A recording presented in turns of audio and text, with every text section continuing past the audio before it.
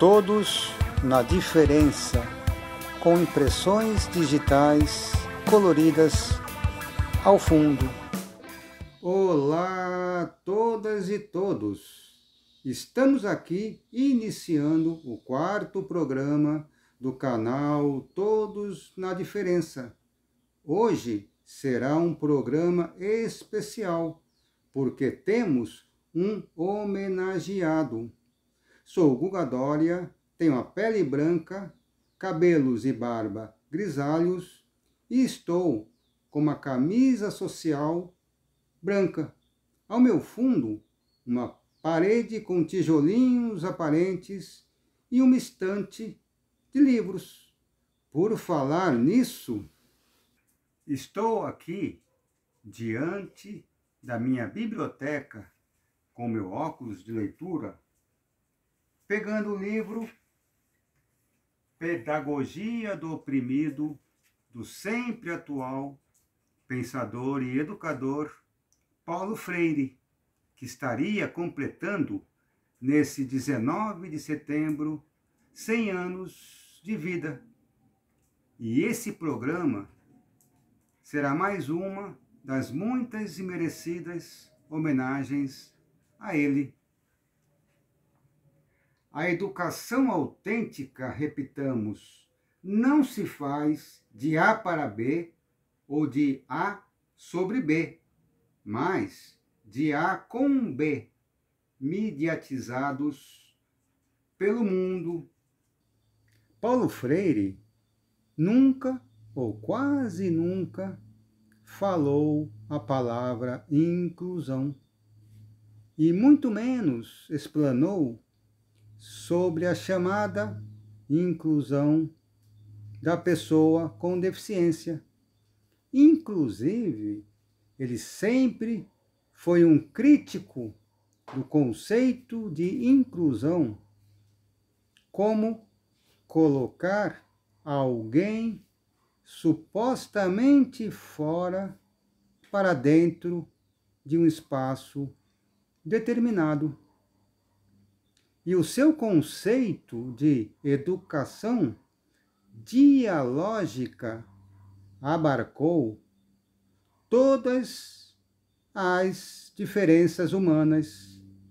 Se não, vejamos, para o pensar ingênuo, o importante é a acomodação a este hoje normalizado.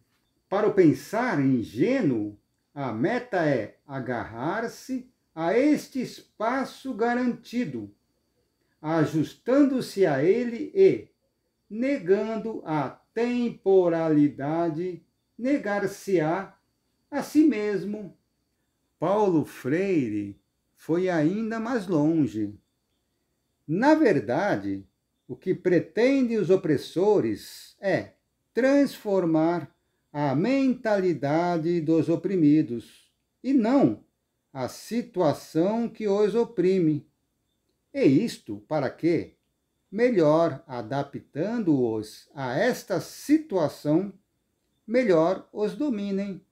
Como marginalizados, abre aspas, seres fora de ou à margem de, fecha aspas, a solução para eles estaria em que fossem, abre aspas, integrados, incorporados, fecha aspas, à sociedade sadia de onde um dia partiram.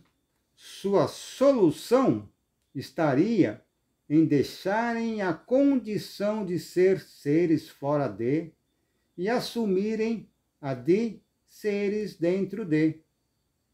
Na verdade, porém, os chamados marginalizados, que são os oprimidos, jamais estiveram fora de, sempre estiveram dentro da estrutura que os transforma em seres para outro.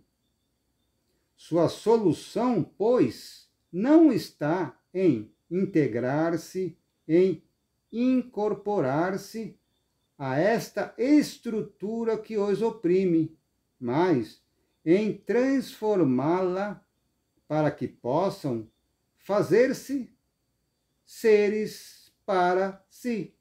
Eu não gosto muito do termo metodologia de ensino. Isso porque implica que todos os estudantes devem aprender com o mesmo método. Se partirmos do princípio de que cada um aprende de um jeito diferente, isso não é possível. Porém, considero que a visão dialógica de Paulo Freire não se aplica a este conceito. Isso porque, segundo ele, não se ensina sem visitar a realidade do outro. É por conta disso que considero Paulo Freire um legítimo filósofo da diferença brasileiro. É também por este motivo que considero de suma importância na oficina da palavra e da escrita criativa que idealizei, levar em consideração os desejos, necessidades, interesses e mesmo dificuldades de cada participante. Costumo utilizar como prática de atuação as concepções trazidas por Freire de palavras e temas geradoras. No Pedagogia do Oprimido, Freire coloca as palavras geradoras como fomentadoras da alfabetização e os temas geradores já no período de letramento. No entanto, em entrevista posterior, Freire apontou para a ideia de que a própria palavra geradora já é um tema. Não importa para Paulo Freire a complexidade do que cada educando nos traz. O importante para ele é provocá-lo. O próprio Paulo Freire utiliza essa palavra para que ele vá muito além de si mesmo, para que ele vá além de si mesmo o máximo possível, para que ele ultrapasse a sua situação limite. Todos um. Tiago Demange Doria. Tiago tem a síndrome de Down, a pele branca, cabelos compridos e castanhos, uma pequena barba e está vestido com uma camiseta preta escrito a banda britânica Pearl Jam. Tiago, fale para mim uma palavra ou tema que hoje tem muito significado para você. O tempo. E agora, escreva uma poesia com a palavra tempo.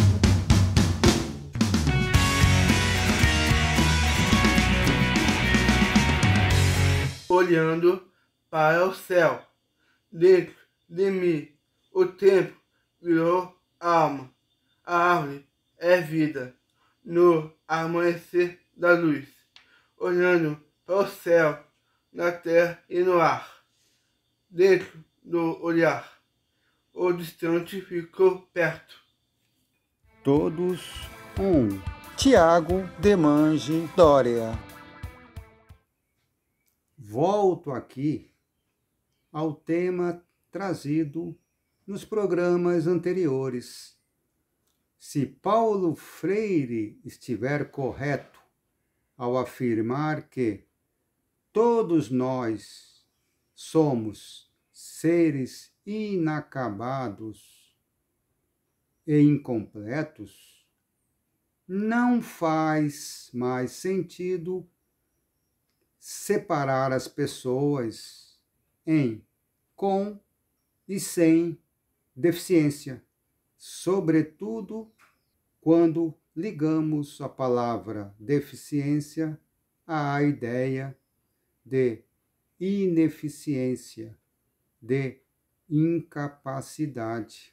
Paulo Freire não traz essa ideia de incompletude do ser como sinônimo de falta de alguma coisa, de carência, e sim para apontar que a perfeição não existe, e também para nos mostrar que todos nós somos seres em constante processo de transformação. Somos seres em dever. Daí, voltando ao Pedagogia do Oprimido, que seja a educação um que fazer permanente. Permanente na razão da inconclusão dos homens e do devenir da realidade. E também não há palavra verdadeira que não seja praxis. Daí que dizer a palavra verdadeira seja transformar o mundo. Todos on Franciele Brizola. Olá, meu nome é Franciele Brizola, sou uma mulher de cabelos longos, castanhos escuros e cacheados, estou levemente maquiada, tenho olhos castanhos, estou com um batom na cor laranja, visto uma camisa também na cor laranja, tenho um brinco comprido na cor dourada e atrás de mim tem uma parede branca com uma estante com livros. Olá, meu nome é Franciele Brizola, sou uma educadora na área da educação inclusiva, trabalho na Universidade Federal do Pampa, aqui na cidade de Bagé, no Rio Grande do Sul, e sou líder do Grupo Inclusive, o grupo de estudos e pesquisas em inclusão e diversidade na educação básica e superior. Também integro com muita alegria o coletivo do Movimento Alternativas para uma Nova Educação, sediado inicialmente na UFPR Litoral, no Paraná, e que hoje tem membros e representantes de todos os estados do Brasil, educadores e educadoras que se dedicam e acreditam que uma outra educação é possível. Hoje, com muita alegria, eu tenho a grata honra de falar um pouquinho sobre o querido Paulo Freire, nosso inesquecível educador, patrono da educação brasileira, e inspirada também no coletivo da Universidade que Versa a Prosa, da Uniprosa, eu preparei uma mensagem sobre o significado de Paulo Freire para o processo da inclusão, especialmente da inclusão escolar de pessoas com deficiência, muito discutido hoje no Brasil, um tema de extrema importância no âmbito da educação. E para fazer essa reflexão, eu tomei a liberdade de imaginar que, a partir das rodas de mate, das rodas de chimarrão aqui do Rio Grande do Sul, como a gente fala das nossas tertúlias, eu estaria proseando, conversando com o querido Paulo sobre tudo que ele nos ensinou a respeito desta questão da inclusão, mas muito mais do que isso, desta questão da educação. Então, tomo a liberdade de fazer uma leitura do que seria uma prosa uma conversa amiga com Paulo Freire pela passagem do seu centenário de aniversário e começaria assim: uma prosa com Paulo Freire na comemoração dos teus 100 anos. Querido Paulo, tu vives, porque aqueles que amamos nunca morrem, apenas partem antes de nós. Te escrevo para falar de muitas coisas, mas hoje especialmente para te falar a respeito do impacto do teu trabalho, da tua obra e do teu legado na nossa vida de educadores inclusivos, educadores e educadoras que lutamos por uma educação inclusiva nesse país. Te encontrei exatamente no início da década de 90, mais especificamente no ano de 94, quando começo a minha formação como uma educadora especial, entre aspas, visto que então eu entrava para o curso de licenciatura em educação especial. Nesse primeiro ciclo, nessa primeira década do nosso encontro, inicio o curso e já encontro os teus recados de que não se poderia falar em educação sem falar em política, ainda em 93, que deveria prestar atenção de que o ofício de educadora é ser professora sim, tia não, em 93 também, e ainda assim me chegaste falando sobre autonomia. Quando vem minha formatura, no ano de 97, também temos o advento da Lei de Diretrizes e Bases da Educação Nacional, novos ventos para a educação, quem sabe, e ganhamos aí então toda a compreensão, especialmente para a área da educação especial, da disputa dos poderes pelo espaço dessa modalidade da educação nacional, mas muito mais do que o que ela representava e o seu espaço, mas o seu sentido dentro do grande campo da educação. Ali tu já me ajudavas a refletir sobre esse jogo de forças que ainda hoje, acreditas, está vigente. Há poucos dias, ainda nesse segundo semestre desse 2021, temos novos ataques à proposta inclusiva, à perspectiva inclusiva da nossa educação especial brasileira. Não está fácil, mas o teu legado nos ajuda a seguir. De forma até engraçada, eu não te encontrei pelo verbete da inclusão, mas sim pela negação do conceito, como o movimento dialético coloca, e encontro o teu sentido sobre a exclusão.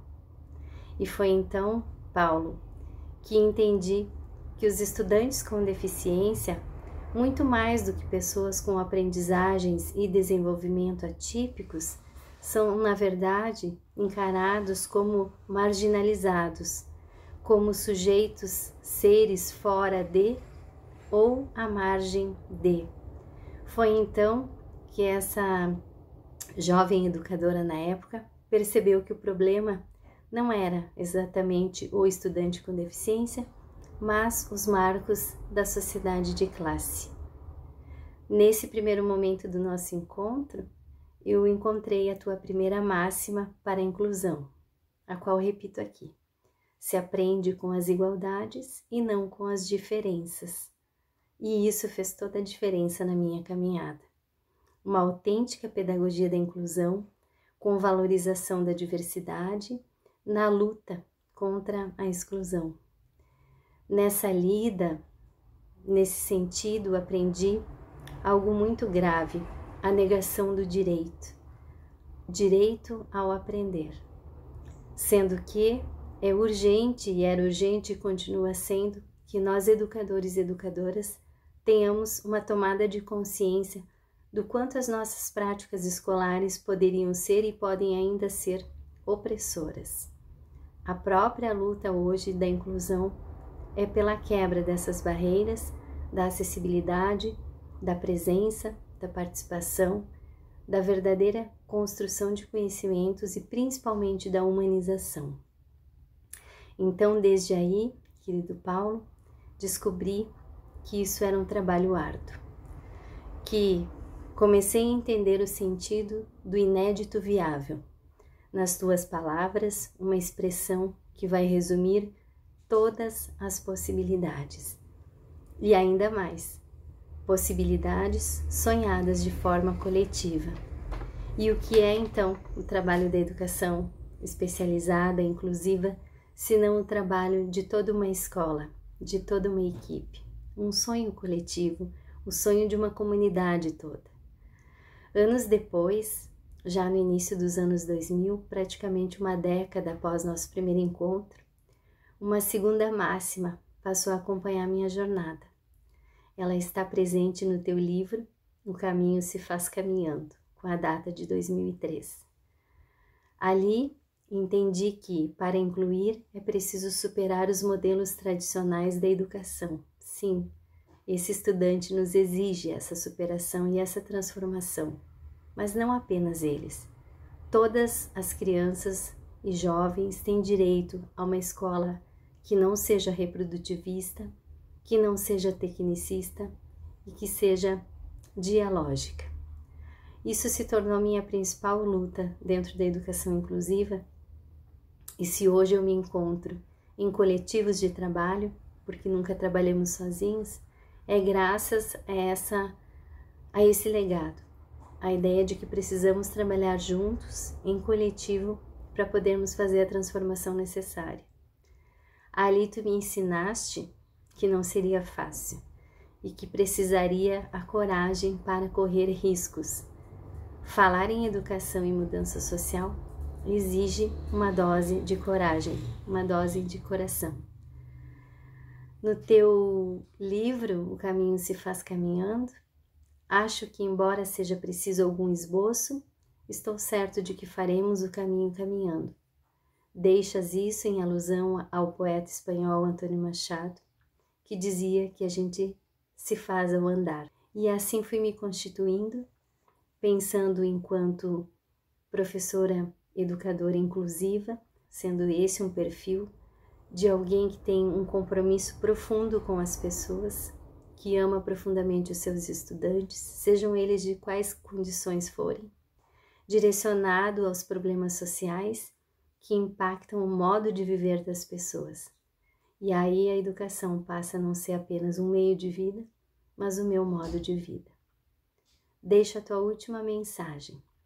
Quanto mais inéditos viáveis sonhamos e concretizamos, mais eles se desdobram e proliferam no âmbito de nossas praxes e na de outros e outras, de nossos desejos políticos e do nosso destino de afirmação, da nossa humanidade mais autêntica, da nossa engenhosa capacidade de superarmos-nos quando lançamo-nos no fértil e infinito mundo das possibilidades, quando agimos em direção à concretização de sonhos possíveis. A inclusão escolar de todos, todas e todes é, para mim, esse inédito viável. É o nosso grande sonho possível. Obrigada, Paulo, por toda a inspiração e legado. Parabéns e um feliz aniversário. Paulo Freire vive entre famílias, educadores e educadoras que pensam em uma educação transformadora, além de uma inclusão não adequativa e, na palavra, como fomento, não do engessamento, mas da transformação. Ficamos por aqui, por enquanto, e até o próximo programa do canal Todos na Diferença. Estamos diante de uma foto preto e branca de uma sala de aula do início do século XX. Os alunos estão sentados, enfileirados, um olhando a nuca do outro.